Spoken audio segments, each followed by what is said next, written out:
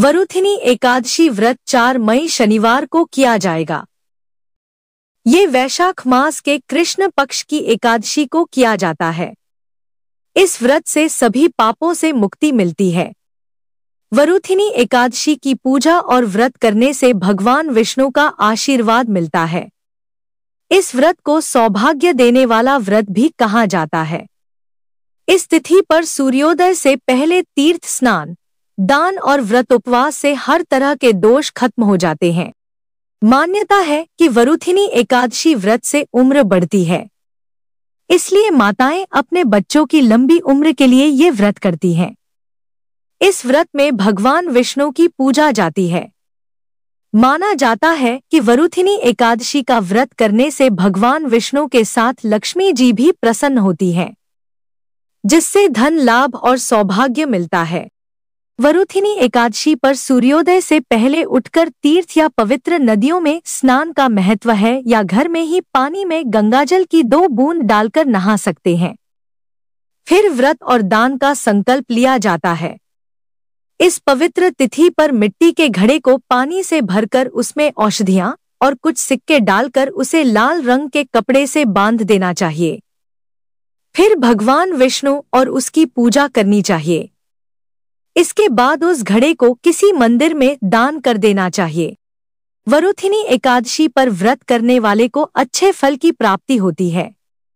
मान्यता है कि इस व्रत को धारण करने से इस लोक के साथ परलोक में भी सुख की प्राप्ति होती है। ग्रंथों के अनुसार इस दिन तिल, अन्न और जल दान करने का सबसे ज्यादा महत्व है।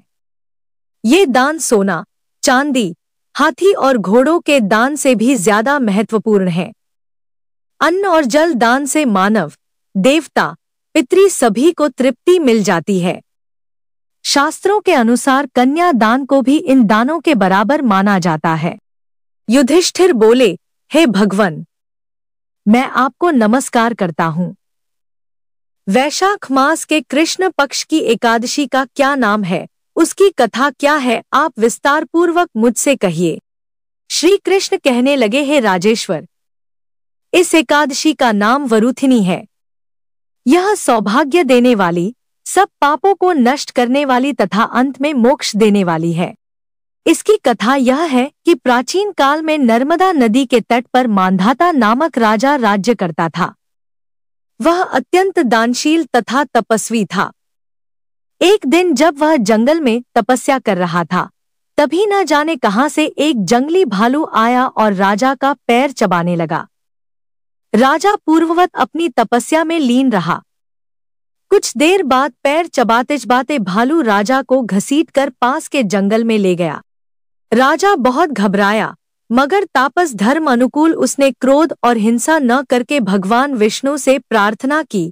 करुण भाव से भगवान विष्णु को पुकारा। उसकी पुकार सुनकर भगवान श्रीहरि विष्णु प्रकट हुए और उन्होंने चक्र से भालू को मार डाला। राजा का पैर भालू पहले ही खा चुका था। इससे राजा बहुत ही शोकाकुल हुआ। उसे दुखी देखकर भगवान विष्णु बोले, हे वत्स, शोक मत करो। तुम मथुरा जाओ और वरुथिनी एकादशी का व्रत रखकर मेरी वराह अवतार मूर्ति की पूजा करो। उसके प्रभाव से पुनः सुदृढ़ अंगों वाले हो जाओगे। इस भालू ने तुम्हें जो काटा है, यह तुम्हारे पूर्व जन्म का अपराध था। भगवान की आज्ञा मानकर इसके प्रभाव से राजा शीघ्र ही पुनः सुंदर और संपूर्ण अंगों वाला हो गया।